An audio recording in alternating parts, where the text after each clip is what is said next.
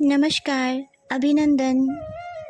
मैं अमिता आशीष आप सभी मित्रों का हार्दिक स्वागत करती हूँ और आज मैं प्रयाग शुक्ल जी की लिखी हुई कहानी सामान लेकर आई हूँ। आशा है आप सबको बहुत पसंद आएगी। तो आइए सुनते हैं कहानी सामान। उसका जी धक से होकर रह गया और अचानक उसने अपना हाथ पास रखे हुए सूटकेस पर रख दिया। जरूर वह टेबल क्लॉथ वहीं पर रह गया है। उसने सहमी दृष्टि से बगल में बैठे रवि की ओर देखा। वह सिर झुकाए हुए जैसे कुछ सोच रहा था। बात उसके होठों तक आकर रह गई और वह मुंह घुमाकर बाहर की ओर देखने लगी। दूर तक फैले हुए कटे पड़े खेत और कहीं कहीं पेड़।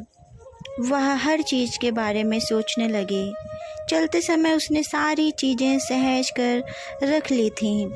टेबल क्लॉथ समेट कर बराबर खुली रहने वाली अलमारी में रख तो दिया था, पर फिर उसे सूटकेस में रखा था या नहीं, यह उसे याद नहीं आ रहा था।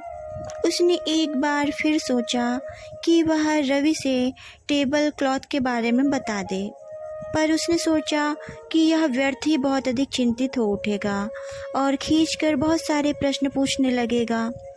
शादी के बाद पिछले 2 वर्ष में वह यह बात अच्छी तरह जान गई थी कि रवि अक्सर छोटी छोटी बातों को लेकर बहुत चिंतित हो उठता है और खींचकर उससे कितने ही प्रश्न पूछ बैठता है। पर वह उसकी खींच का कारण धीरे धीरे समझने लगी थी। वह समझने लगी थी कि रवि किसी चीज़ के खो जाने पर एक नए खर्च और एक नए अव्यवस्था की बात सोचकर ही खींच उठता है। इसीलिए अब उसके प्रश्नों से उसे बहुत दुख नहीं होता था। थोड़ी देर बाद एक जगह बस रुकी तो रवि ने उसकी ओर देखकर पूछा, पानी पियोगी? नहीं, उसने धीरे से कहा। हालांकि उससे थोड़ी सी प्यास लगी थी, पर मन में एक तरह की घबराहट भर गई थी और वह बिल्कुल चुपचाप बैठी रहना चाहती थी। उसने बाहर की ओर नज़र दौड़ाई। छोटी छोटी कपड़े या अनाज की दुकानें, चबूतरों के ऊपर चारपाइयों पर लेटे हुए लोग, दुकानों के ऊपर कमरों और बरामदों में दिखाई पड़ने वाले चेहरों की ओर देखकर वह हल्के आश्चर्य से भर गई। यहाँ दिन भर धूल सी उड़ा करती है। बसें और लॉरियाँ रुकती हैं और बहुत से लोग रात दिन यहीं रहते हैं। बगल से एक लॉरी निकल गई तो उसने मुंह भीतर की ओर कर लिया। टूथपेस्ट और ब्रश तक उसने रख लिए थे। टेबल क्लॉथ भी शायद उसने रख लिया था। नहीं, वह वहीं छूट गया है। उस कमरे का पूरा दृश्य उसकी आंखों के सामने घूम गया। वह एक बार फिर टेबल क्लॉथ के बारे में सोचकर दुखी सी हो गई, पर वह कुछ सोच न पा रही थी। मन के किसी कोने में वह बात घर कर गई थी कि अगर यह मालूम हो गया कि टेबल क्लॉथ वहीं छूट गया है तो उसकी घबराहट और खींच बढ़ जाएगी। इसीलिए वह उसके बारे में एक संशय बनाए रखना चाहती थी। छोटी बहन के घर अब वह कब जाएगी ठीक से नहीं पता, और उसके यहाँ से कोई कब आएगा कहा नहीं जा सकता। टेबल क्लॉथ कितना सुंदर और कीमती था और उसने कितनी मेहनत से उस पर कढ़ाई की थी। जिस दिन उसने टेबल के ऊपर उसे बिछाया था, पूरा कमरा बहुत सुंदर दिखने लगा था और रवि ने खुश होकर कहा था, यह काम तुमने इनाम देने लायक किया है। उसने एक गहरी सांस ली। घबराहट बढ़ती जा रही थी। उसे अब अपने दोनों कमरे याद आने लगे, जिसमें कई दिन की अनुपस्थिति के कारण धूल जम गई होगी। वह कल से ही सोच रही थी कि जाते ही कमरे साफ करेगी और सब सामान ठीक से सजा देगी, पर अब उसे लग रहा था कि जैसे कमरे का साफ होना या ना होना बहुत महत्व नहीं रखता। रवि अक्सर कहा करता है कि टेबल लैंप का नीला शेड और टेबल क्लॉथ, ये दोनों चीज़ें उससे बहुत काम करा लेती हैं। और उसने गौर किया था कि सचमुच वह टेबल क्लॉथ पर झुका हुआ कभी बहुत देर तक कॉपियाँ जांचा करता था और कभी लगातार कुछ लिखता रहता था। जाड़े की शामों को वह स्वयं कभी घर में अकेली होती, टेबल पर झुककर कोई पुस्तक पढ़ना या पलंग पर लेटकर कुछ सोचना उसे बहुत अच्छा लगता था। कभी कभी वह सलाइयाँ और ऊन लेकर बहुत देर तक कुछ बुनती रह जाती। सामान सहेज लो, रवि ने धीरे से कहा। उसकी इच्छा हुई कह दे सामान है ही क्या, पर उसने पैरों के पास रखे हुए बैग और झोले को सामने की सीट पर रख दिया और सैंडल पहन ली। उठो। सामान उतार कर रवि ने रिक्शा किया। धूप बहुत तेज थी और सड़कें सूनी थी। जाते ही स्नान करूँगा, रवि ने धीरे से कहा। उसने कुछ कहा नहीं। वह अभी भी टेबल क्लॉथ के बारे में सोच रही थी। जब तक वह सूटकेस खोलकर देख न लेगी तब तक रवि से उसके बारे में कुछ न कहेगी। घर पहुँचते पहुँचते उसे लगा जैसे वह बहुत थक गई है। रास्ते भर वह रिक्शा में चुपचाप बैठी रही थी और सोचती रही थी कि वह घर पहुंचकर बिस्तर पर लेट जाएगी और थकान उतारने की चेष्टा करेगी। वह बिस्तर पर लेटकर तकिए से मुंह छिपा लेगी और रवि अगर टेबल क्लॉथ छोड़ आने के लिए कुछ कहेगा तो पड़े पड़े चुपचाप सुन लेगी। घर पहुंचकर उसने दरवाज़ा खोला और पलंग पर बैठकर प्रतीक्षा करने लगी कि रवि स्नान करने चला जाए तो सूटकेस खोलकर देखे टेबल क्लॉथ है या नहीं। थोड़ी देर बैठकर रवि बैग में सूटकेस ढूंढने लगा। क्या ढूंढ रहे हो? सूटकेस तुमने कहाँ रखा है? इसी में तो था। इसमें तो नहीं है। उसके मन में एक खीज भर गई। कहीं से चलना हुआ तो इतनी जल्दी मचाएंगे जैसे कोई आफत आ पड़ी हो। ऐसे में चीज़ें छूटेंगी नहीं। देखो सूटकेस में तो नहीं है। सूटकेस में? पर उसने चाबियों का गुच्छा लेकर सूटकेस खोला। इसी बहाने वह देख लेगी कि टेबल क्लॉथ है या नहीं। वह घबराई सी कपड़े निकाल कर बाहर रखने लगी। टेबल क्लॉथ वहीं छूट गया था। सूटकेस भी नहीं था। इसमें तो नहीं है। रुको, अलमारी में साबुन रखा है, कहकर उसने अलमारी खोली और साबुन की टिकिया निकालकर रवि की ओर बढ़ा दिया। वह तौलिया और साबुन की टिकिया लेकर बाथरूम की ओर चला गया। किवाड़ उड़का कर वह पलंग पर लेट गई और खुद को समझाने का प्रयत्न करने लगी। बस रवि थोड़ा बहुत नाराज़ हो लेगा और वे लोग जाकर कोई कपड़ा खरीद लाएंगे और वह उस पर फिर कढ़ाई कर लेगी। पर न जाने क्यों घबराहट कम नहीं हो रही थी।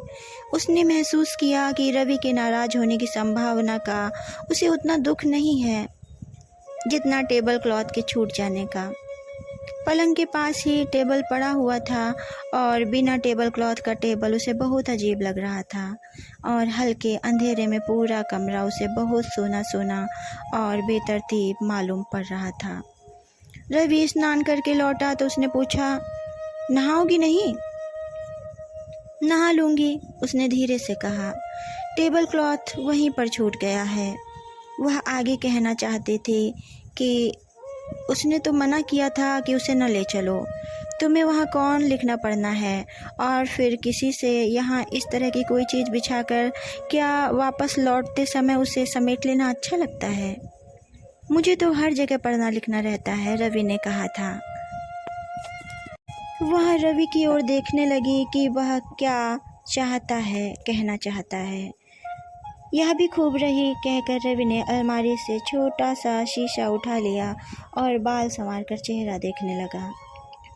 रवि के हाथ में वह शीशा देखकर उसे याद आया कि करीब 1 महीने पहले किस तरह दीवार पर टंगा हुआ बड़ा सा सुंदर शीशा साफ करते समय उसकी जरा सी असावधानी से गिरकर टूट गया था और तब रवि कितना खींच उठा था और कई दिन तक उसे बीच बीच में यह बताता रहा था कि उतना कीमती शीशा फिर खरीद कर लाना बहुत मुश्किल है। शीशे के नीचे कंघा, पाउडर वगैरह रखने की जगह थी और तब वह कितनी सुविधा से उस पर सब कुछ रख दिया करती थी। अब कंघा कहीं पड़ा रहता है, शीशा कहीं। सारी बातें सोचकर उसे लग रहा था जैसे उसमें उठने की शक्ति न बची हो। सहसा उसे इस बात का भान हुआ कि टेबल क्लॉथ छूट जाने की बात सुनकर रवि नाराज़ नहीं हुआ।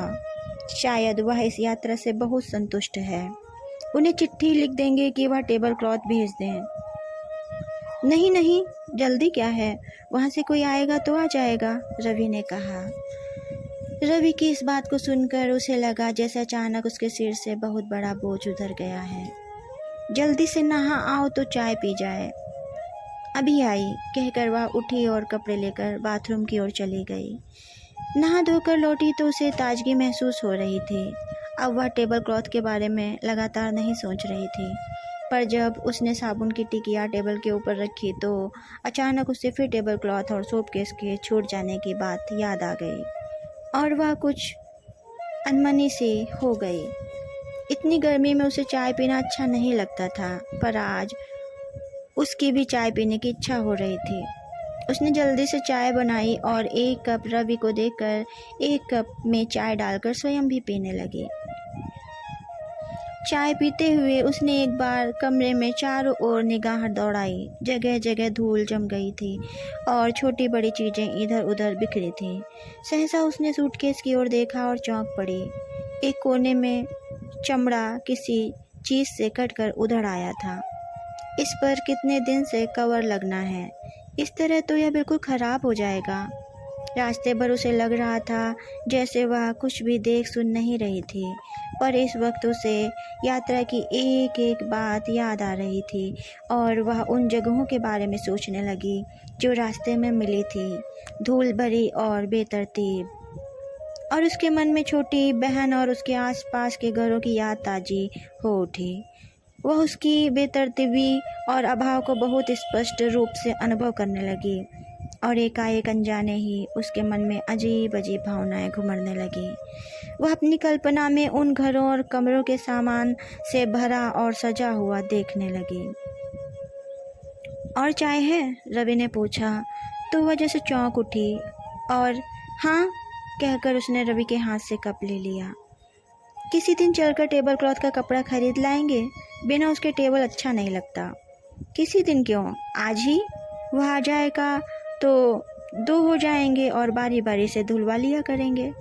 फिर रवि ने हंसते हुए कहा, अच्छा हुआ वह वहाँ छूट गया, तुमने छोटी बहन को कुछ दिया ही नहीं था। एक शीशा भी, उसने धीरे से कहा। हाँ हाँ कहकर रवि ने कप रख दिया और आंखें मूंद लीं। वह हल्के अंधेरे में कमरे को देखने लगी। आज उसे अपने और दूसरों के अभाव बहुत स्पष्ट नजर आने लगे। उसके मन में फिर वही भावनाएं और कल्पनाएं भर गईं और बहुत से सामान उसकी आंखों के आगे घूमने लगे, जिनमें सब कुछ सजा हुआ और सुंदर मालूम हो सकता है। कहानी समाप्त। धन्यवाद।